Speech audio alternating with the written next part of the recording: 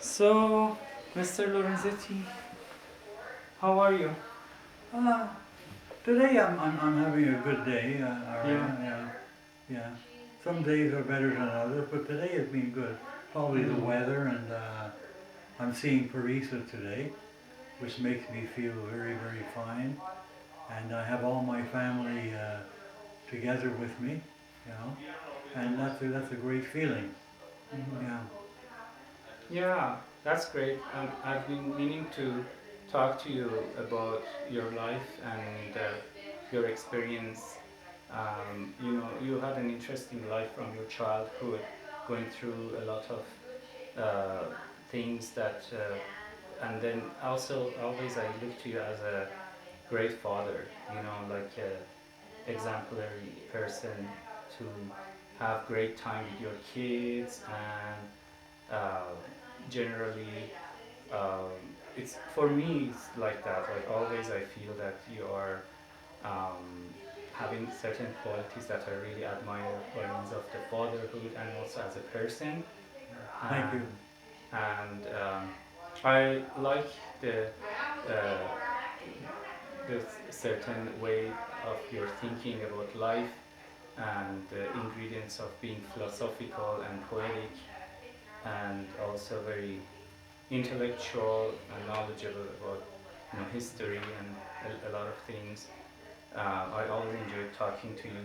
So I thought it is a good opportunity to sit with you and chat with you and document it in the tape of what you like to say about your life. And I mean, there are two aspects of things that one is your things of life that happened to you that could make you wonder about life in general, and also the philosophical part about life altogether, like whole Mhm. way Mhm. that human being is living and the things that come to our head about generally what's life about. And also I think part of it is going through different phases because living give us a lot of learning, and sometimes we think in a certain way and then we go through a certain experience and then we age and we face certain things, then we look back and look to life and we may have a different perspective of things. So there are certain things you could tell me that I don't know yet because I haven't gone that far. And also I thought it would be a good both memento and also something interesting to learn from for Parisa. So we could have Right. it on the tape Right. too. Right. Right. So Well, Aria, it's funny when you say that I'm philosophical because I never really thought of myself as being philosophical. Um, I know that I like my own company. You know, um, I enjoy being with people, especially my family. But you're right. I do think a lot about the world. I think a lot about my own life, mhm. uh, my children. Well, my children, they're all adults now, but I still think of them as my children. And sometimes I attribute a lot of it, Ari, to the fact that when I was a child, I grew up alone basically. My brother didn't appear until I was 12 years old, and as in my generation, it's a very historical. Like we had no TV. Basically, we made our own enjoyment, and being that combined with being an only child meant I spent a lot of my time alone, Mhm. and I was lonely as a consequence of that. But also, I guess I used my imagination to Mhm. entertain myself, as a lot of young people my age did at the time. And when you use your imagination, you open up. you open up entire vistas of worlds. And when you combine that, I was also, I was lonely, I was very imaginative, and also I was an avid reader. I read everything I could. I just loved to read. And I love to read the same kind of things that young boys read today, adventure stories. Mm-hmm. Adventure stories that took place in far land, far distant lands. Like a book like Treasure Island, for example. Mm-hmm. It was one of my favorites. And Robin Hood was one of my favorites. And it took you away. It took you away to far distant places and time. And as a result of that, I also became very curious. I read. And for example, when I was young, I used to love geography in school, geography. And one of the things that we studied in geography was Asia. Mm-hmm. And I used to see these pictures in these books of elephants and tigers. And to me, the concept of Asia, I guess it's hard to understand in today's day of instant communication and internet and film. But I would take that picture of, let's say, that elephant that I saw on a page of a book, and I put myself. Mm-hmm. I was beside that elephant. Mm-hmm. And when I heard that people rode on these elephants, wow, you Mm-hmm. know, to me that was like the most marvelous thing, that you could actually do that Mm-hmm. with an animal like that. So the imagination, the loneliness, the reading, um, I guess you could say I became philosophical in a way as much as a young boy could. Mm-hmm. I think. You know, to think about things. Mm-hmm. I thought about things. I thought about things. So go ahead. You were talking Well, about. I was just going to say that um, this is the world that I came from. You know, the world of silence. Basically, it was a world of silence. No radio. The telephone was just in its infancy. We didn't have a phone when I was a child. Um, a world that led you into reflection, and again a world that led you into imagination. If you wanted to be entertained, basically, you relied a lot upon your imagination. With printed words of books, with radio. Radio was our basic entertainment. And from listening to radio, you had to imagine what the people looked like, what the characters looked like. And even news, you know, there were news broadcasts on the radio. And if the news broadcast, if it concerned something that happened in a foreign country, as it usually did, then you had to imagine what that foreign country looked like. Mm-hmm. So you had to rely on pictures and books, Mm-hmm. either books that you studied in school, or you went to the library. I was forever in the library. I loved the library. I loved the sounds and the smells and the whole atmosphere of the library. Mm-hmm. And as I said before, I even, with my imagination, I started to write. I wrote stories, I wrote poems, I wrote, you know, they weren't very good. You know, they were in, like, for example, I would read a book about, let's say, some pirate, Mm-hmm. and it influenced me so much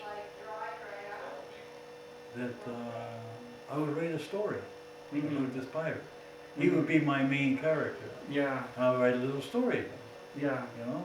Well, it seems that You had a creativity that was geared toward those sort of things. That so a story comes to your mind and it flourishes to and you expand. and I wrote on it, you know, and I, you know, and so now advancing into my years as a young man, um, I developed a real appetite for history. I couldn't read enough history. I really couldn't. Every time, and I wrote history. I wrote, I read histories of, you name it, I read. And reading history critically, or even reading history, being exposed to history, has to lead you into philosophy, has to lead you into a reflection like why did this happen? Or our world today, for example, our world today, of the conflicts that we have and the problems that we have. Well, if they don't understand what led to them, then you're missing out on the truth. You're missing out on perspective. Basically, learning what the world is about. You know, This world if we are you, in. well, let us say in your case, Arya, you come from Iran, which was Persia. When I was a kid, we never heard of the word Iran. It was Persia, and Persia again was another exotic. Um, Always the world the of Arabian unknown. Nights, Yeah, the Arabian Nights, Sinbad, yeah. the sailor. These were stories of my childhood. Mm-hmm. I loved them, you know. Well, you know, it's today with the tensions that we have today in the Middle East, um, if I hadn't read that history, if I didn't know anything about it or that history, to me I would believe all of the propaganda Mm-hmm. that we faced on Right. television and newspapers. But because I know the history, and because I meet people like yourself and many other Iranians, it gives me a perspective. And it also, I guess it gives me Mm-hmm. a philosophy that says everybody's the same in the world, everybody. We Mm-hmm. have the same dreams, the same hopes, the same fears, the same needs Mm-hmm. to get married, to have a family, to raise our children in security, Mm-hmm. and to do the best we can for our family. Mm-hmm. And no matter who you are, where you come from, as a human being, that's who you are. Mm-hmm. Now, if that's philosophical, I don't know. Maybe it is. Mm-hmm. Well, it adds that ingredient uh, of philosophy or whatever it is to have a maybe wider perspective toward life or deeper perspective toward life, um, just because of the fact that you were interested in learning about the world and history, both by means of different places and different times of human society. That's great, and that's very admiring. And I'm wondering how did you find yourself, like by means of different phases of life, um, when you got married and you had kids versus the time that you were a single person, and then also how did it change when the kids grew and they kind of went in their own way? Oh well, that's yeah, you know. When you're young and you get married,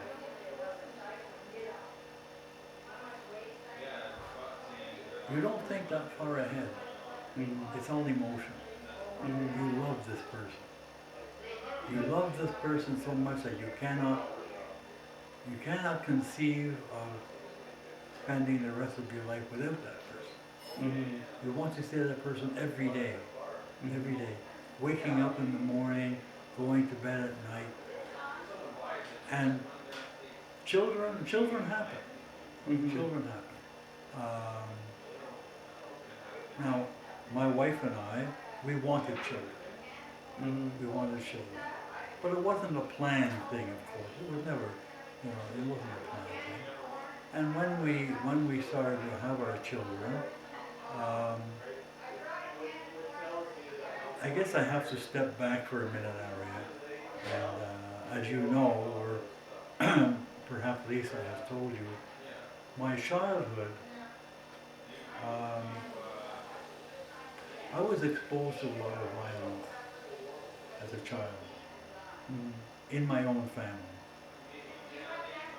And when my wife and I began to have children, I decided that my children would never ever see or experience that violence that I saw. I determined that. I determined that. And fortunately, I was lucky enough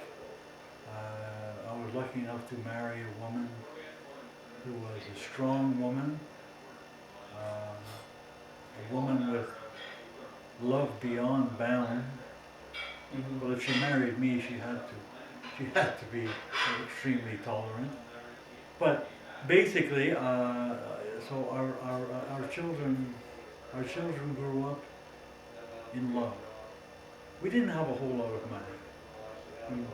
I was a teacher, and teachers didn't make very much money.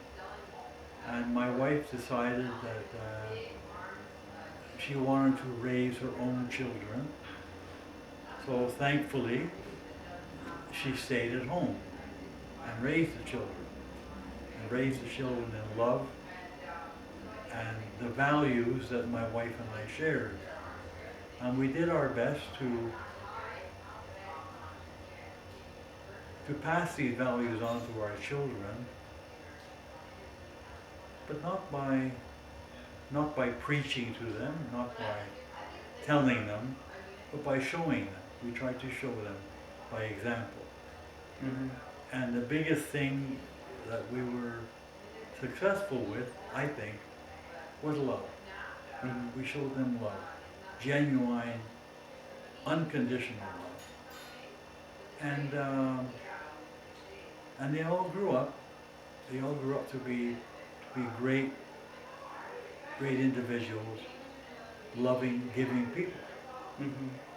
Yeah, so that was the way that like your childhood made a contrast with the life you had afterwards, with Very different.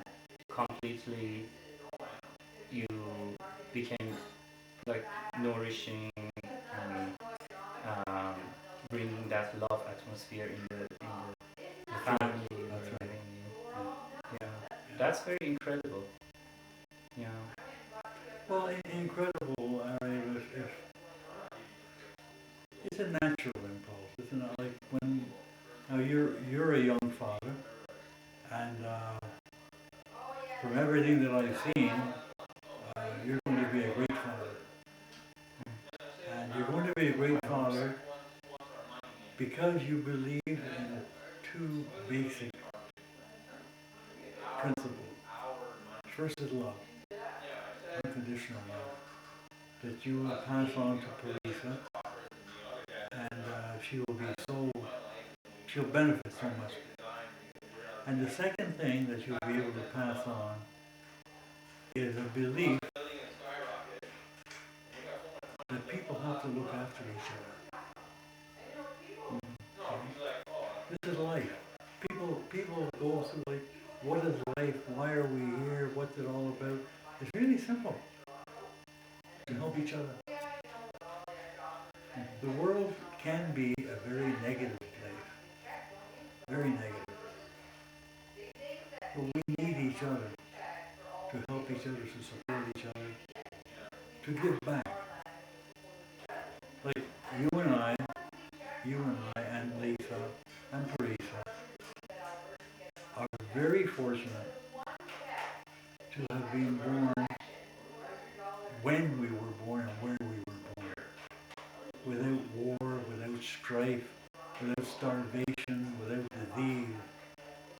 And I believe that because of that, all of us, we have a duty to pass our good luck on to the less fortunate, to, to reach out to them and help them. And I think that you will pass these values on to Teresa, and she's going to be a great person because of it. Mm-hmm. Yeah, I hope so. I believe so, very, very. I remember,